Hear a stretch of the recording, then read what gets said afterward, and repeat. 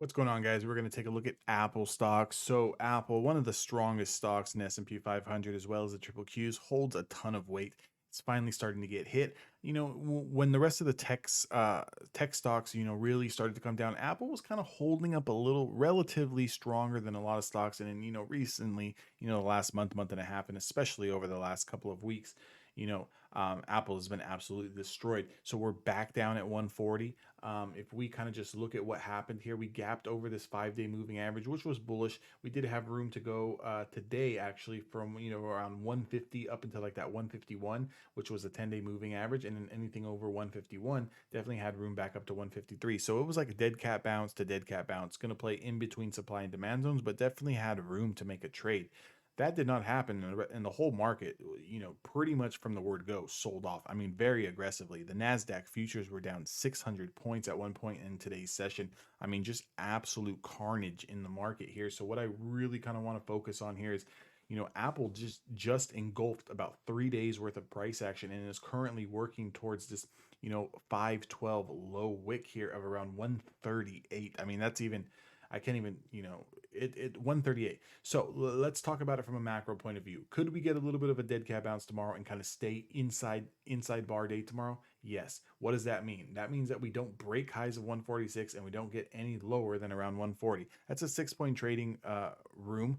Average for Apple. I could see that happening, bounce into 144, 145, 143, and then kind of go down and then bounce and go down. And then pretty much we just close sideways. Now, what we're looking for from a trading point of view is anything below 139 is going to be a short position here. 139.89 does have, about $1 room there. And then this is your macro. So your macro is 138.80. Let's kind of look at the weekly time frame because we want to see the bigger picture here where we're going to find support. So we're going to find support right around that 136. 136 is going to be the 100-day EMA. And then you also have the 100 simple here sitting where we bounced last time at around 137, 138. So maybe we get one or two more points out of Apple before we get some sort of dead cat relief bounce. Now, here's if the market wants to do something absolutely crazy and just continue to wash out. I mean, continue to rip people's faces off. If Apple closes below 136, I just want to paint a little picture for you. The next support on Apple is 114. Okay. Now, sometimes when I make these videos, especially when the market was barely starting to come down, I was saying, like I'll use Apple for example. If Apple loses a 20-day moving average, it has room to come down to like 147. Currently the stock's trading at 160. People look at you and they say, you're freaking crazy. Like Apple's trading at 160. There's no way it's going down to 140. Well, here we are. And here we are, 139. So, technical analysis is going to be your best friend here. Now, we're not going to see a trend change reversal until we get back over the 50-day moving average. So that's going to be a price of 156. Even at 156, we could still get rejected, put in a lower high. So for example, if this is our top, this is a lower high. Even if we got a bounce here, this would be a lower high for a continued flush. So what we're still waiting for is that continuation of a dead cat bounce. I thought we were going to get it this week. We got 2 days of really good price action where we got a nice bounce. We were able to trade some stocks to the long side and make a little bit of money. And then today it ripped everyone's faces off. Luckily, if you're a day trader, you can trade long, you can trade short. It has nothing to do with whether you believe in the company. Like, for example, I love Apple. I use Apple products in my home. I use Apple products, for my phone. I love Apple products. I think Apple's going to be higher in 5 years from now. But what you're failing to realize is that in a bear market, and everything gets sold. It doesn't matter if it's got good earnings, good cash flow. It doesn't matter. Things get sold. So what we're still looking for is that dead bounce for the lower high, right? So we still need that low bounce to the lower high. If we do get a bounce and get a lower high, I can see us bouncing to around 150, 155, and then still coming lower.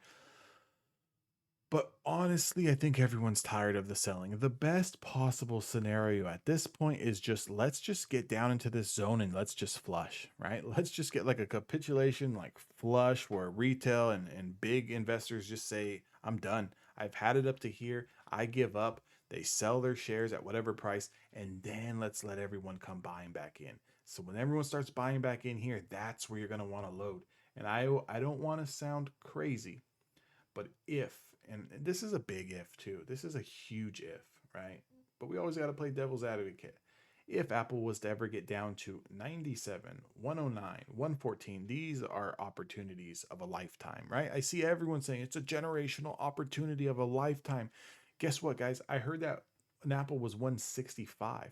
I heard that they were saying when Apple was 160. Then they were saying it last week when when Apple was trading in the high 140s. And what are they saying now? They're saying the same damn thing. Until this thing's trading down here at 114, eventually they're going to be right, right? So, what I'm trying to say is, every dip doesn't mean it's a generational opportunity of a lifetime. Like these dips, this is nothing. This is not, generational, right? We get down here, guys. We get down to 97. We get down to 109. We get down to 114. Now, this is the money. This is where you want to have Apple for the long term. Shorter term, not so much. Shorter term, you kind of want to stick to the day trades. You want to stick to the options plays. You want to stick to hedging your positions. Let's just look at a quick little, day trade. So we could get a little dead cat bounce here off of 139.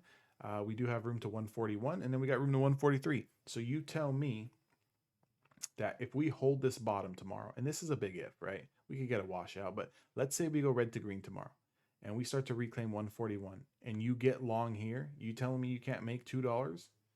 On a hedge play, you can't make $2 on a day trade. $2 on Apple is a great move. That's money in the bank, guys.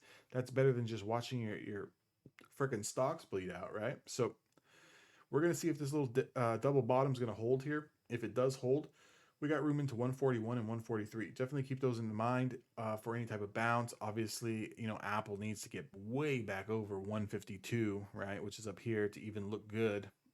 So, Apple under 152, down, right? Does that mean no dead cats? No, it just means selling pressure is down. But we got room here, we got room here. So let's see which way. Obviously, we already know we got room down if we lose those macro levels in that 138.80.